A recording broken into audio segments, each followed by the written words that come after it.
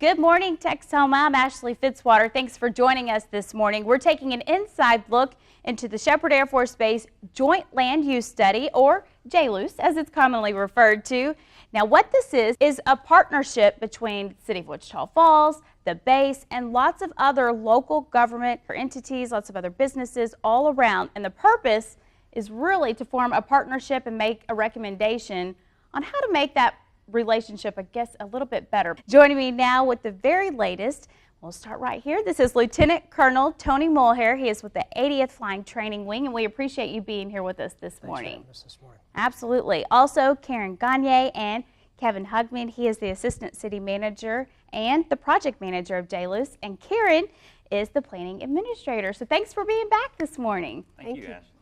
Well, there is another public meeting coming up the last Thursday, I understand, of February the 27th for folks living in Wichita Falls. That's correct. Can you tell us what you're kind of looking at and why this is so important for people to come out? Certainly. We're getting close to the end of the Joint Land Use Study, and we will be coming out with the recommendations and the recommended strategies or action plan very soon. So this will be the last opportunity for the public to see the plan and to comment on it and provide us input. We've had a couple of public forums already with and gotten some good input from the public, and now we will be opening a 30-day public comment period from mid-February to mid-March.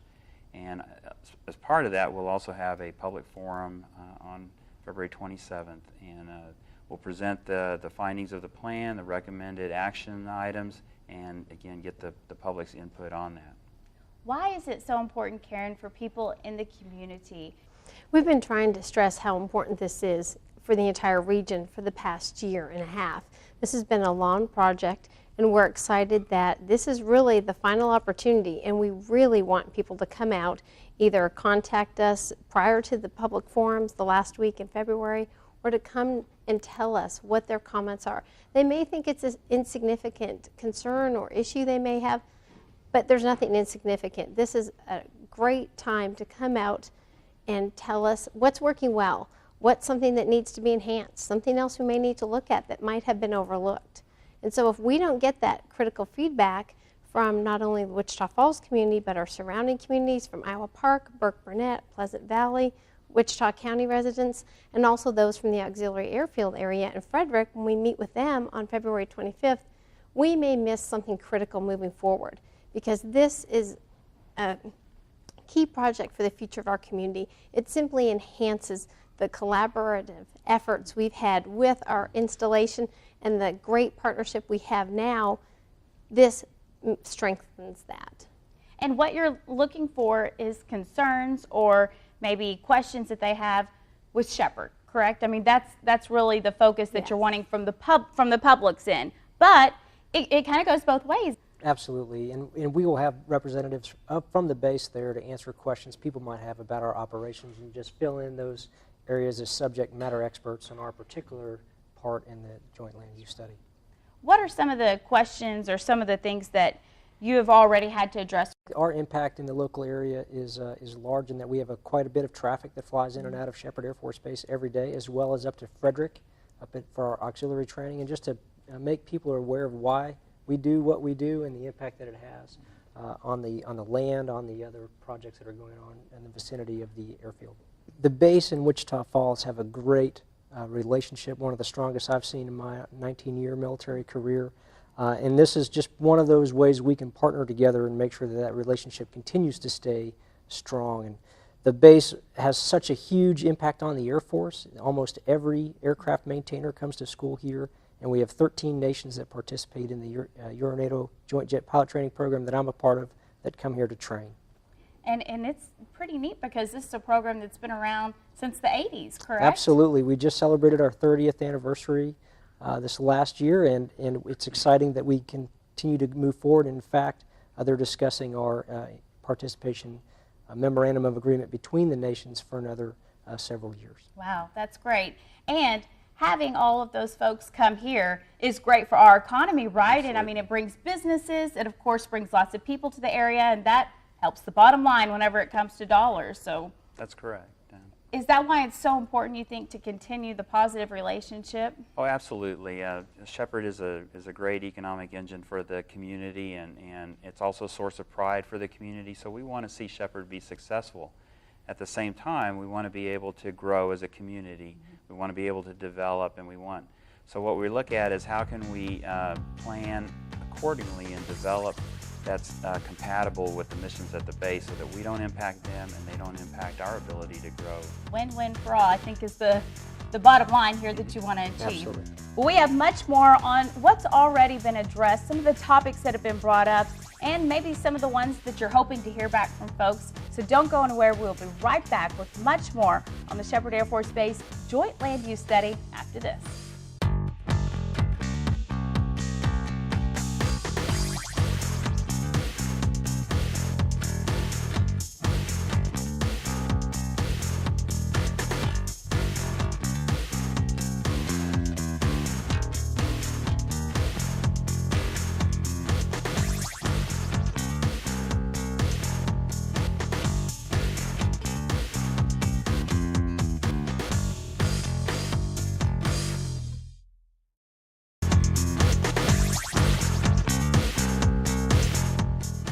Welcome back to Inside Texoma. Once again, we're taking an inside look into the Shepherd Air Force Base, JLUS, as it's commonly referred to. Joining us now as well is Mr. Tom Whalen. He is the president of the Shepherd Military Affairs Committee. So we appreciate you being here today. Thank you. Glad to be here. And I know we're going to get into a little bit about what they do after this next commercial break, but can you give us just a sentence or two about what Shepherd Military Affairs Committee really does and its role?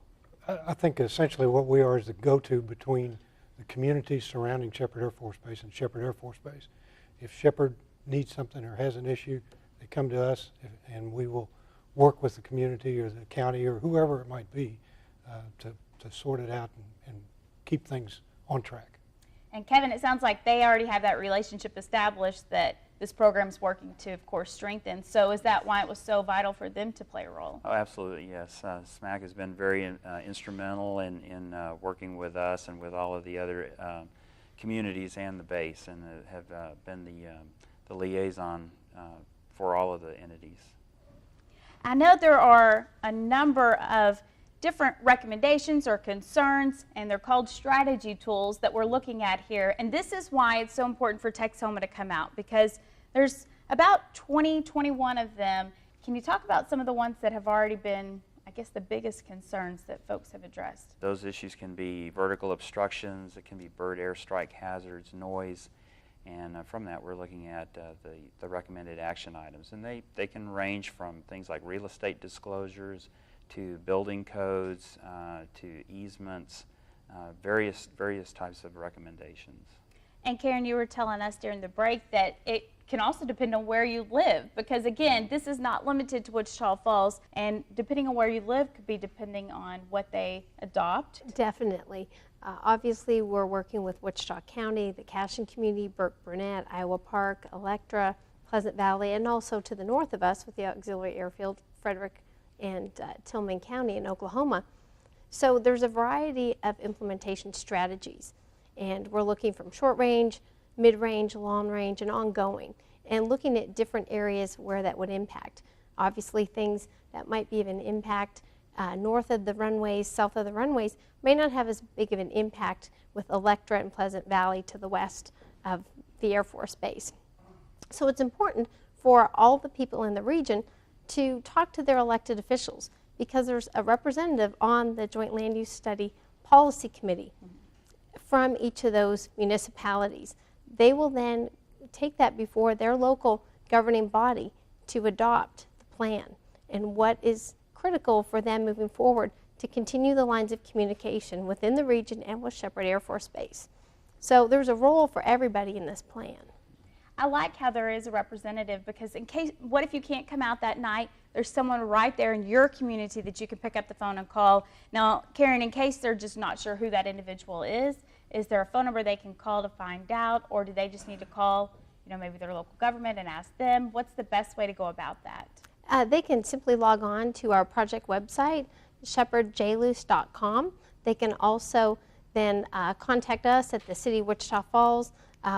we're the project staff essentially with this, they can call the city planning office at 940-761-7451. We can let them know who represents their community on the policy committee, but we do have a list of those members and representatives on the project website. Is there anything that kind of stands out that you've heard a lot about whenever it comes to folks close to the base, maybe some of the concerns? We've been very fortunate, I think, in this area, and I've been in the area since the early 90s, in that the people that live around the base, in close proximity to the base, understand what the base does, what the base means to the community, and so I would tell you that in my experience, the base gets very few complaints about what goes on out there because of the understanding of it.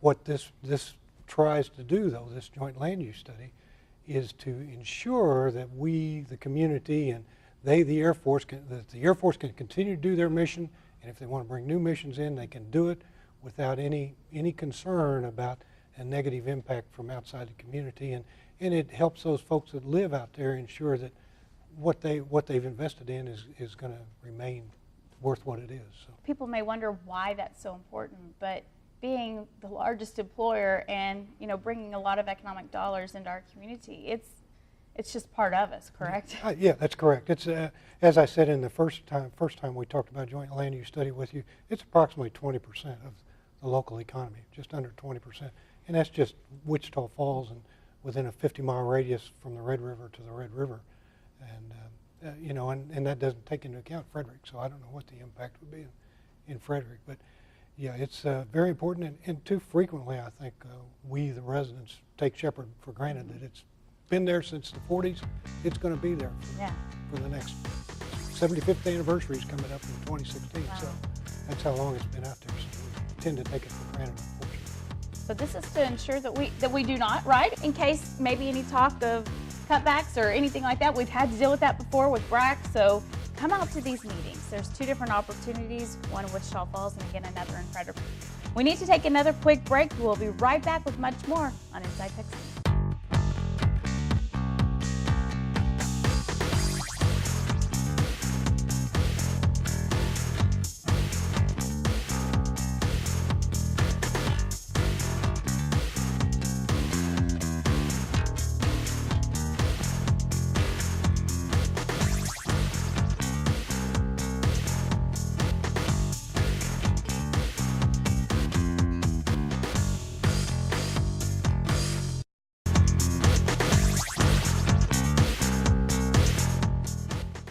Welcome back to Inside Texoma. Once again, we are taking an inside look into the Shepherd Air Force Base, JLUS.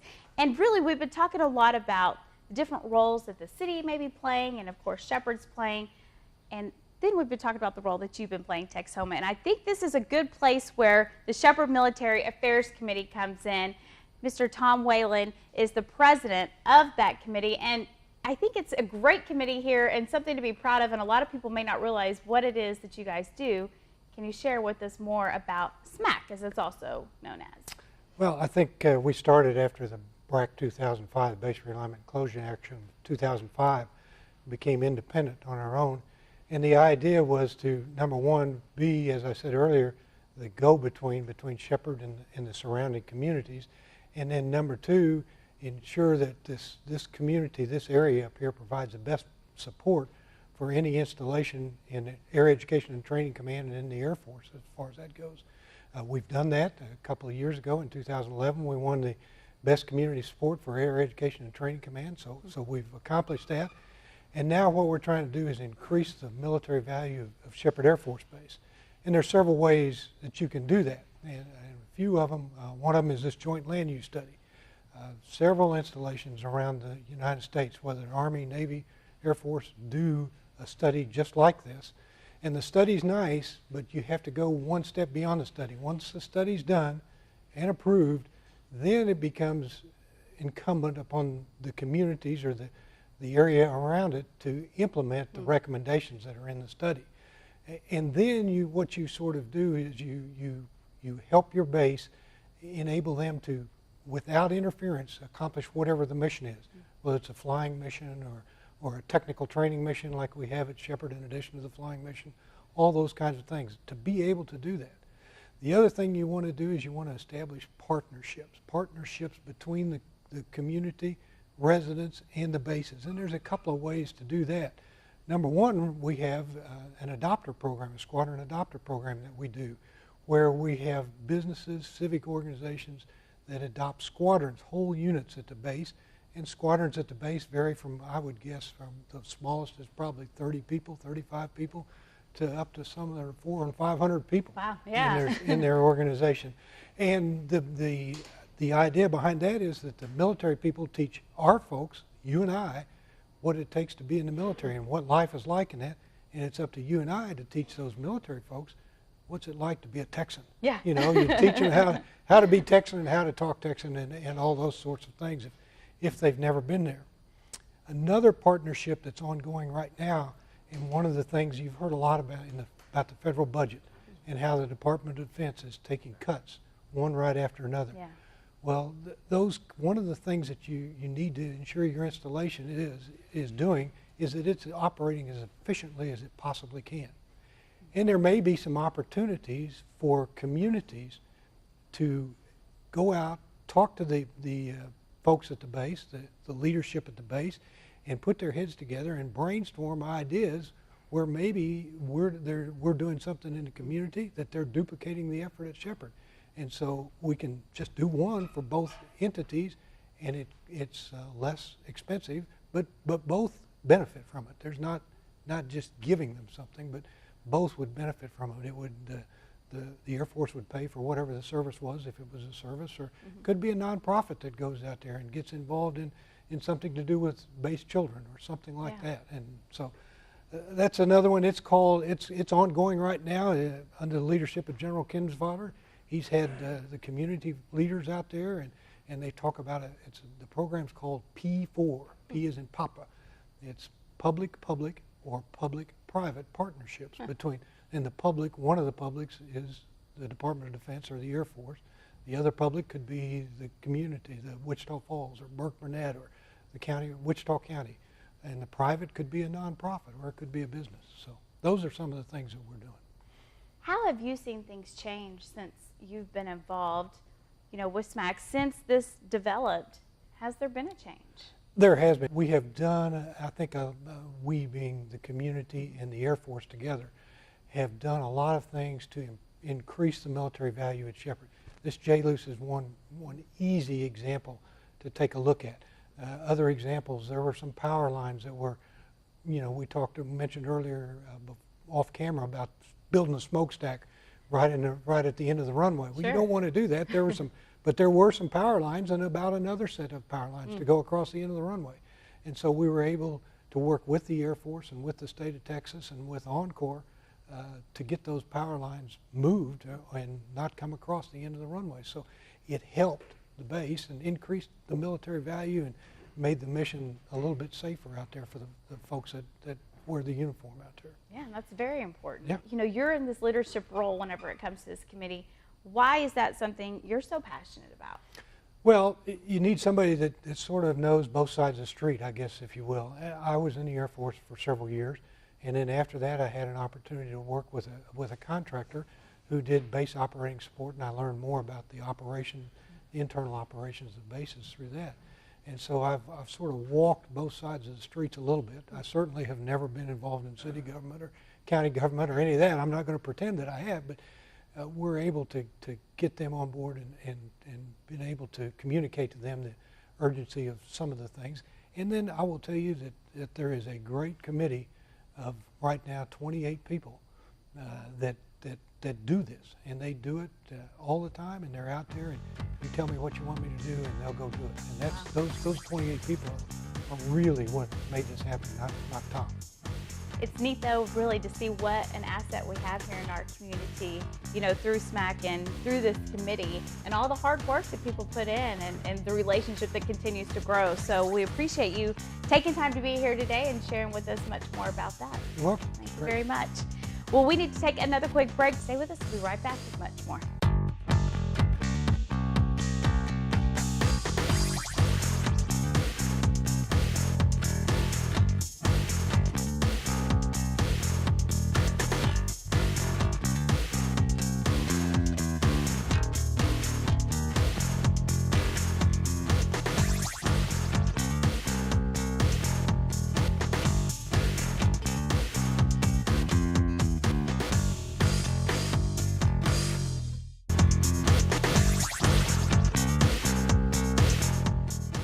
Welcome back to Inside Texoma. Once again, we've been taking an inside look into the Shepherd Air Force Base Joint Land Use Study and really its impact on this area. Texoma, we've been telling you this entire show how your input will make this program a success, these recommendations, I should say, a success that will be given, of course, to all of the different entities across Texoma for them to apply, put into place for their area. So again, that's coming up in February. You said the last Thursday. Can you give us those dates again?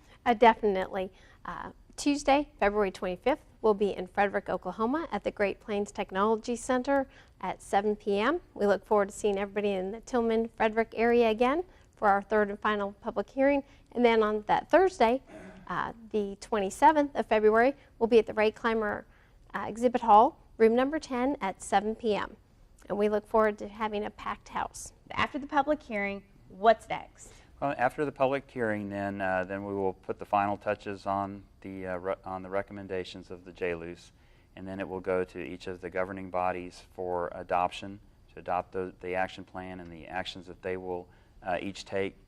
And then after that will be the hardest part, and that is to implement those action items. We appreciate everybody's involvement, especially the collaborative interest moving ahead and understanding how critical, as Tom has mentioned, that Shepherd Air Force Base is in our community and the entire region. It's something we obviously hope to see continue for many decades moving forward. And so this just really helps strengthen the existing partnership and really give us some key things and milestones moving forward to try to enact to strengthen that. The stronger that the community, any community surrounding a military installation, the stronger the relationship between the two of them, so that each of them knows what the other one is doing and thinking, the better you stand if there comes things such as base realignment and closure actions, warm basing actions, any of those kind of actions happen. If you have a good relationship and the Department of Defense thinks that relationship's good and the military value of that installation is high, then that base stands a better chance of continuing. All right. So we need it. Absolutely. Well, thanks again. I want to say thank you to all of you for being here this morning. Also, another thank you, Lieutenant Colonel Tony Mulhair, for joining us as well with Shepherd Air Force Base. And Texoma, thank you for joining us as well. We hope you have a wonderful day. As always, we'll see you back here next Sunday morning for another look inside Texoma.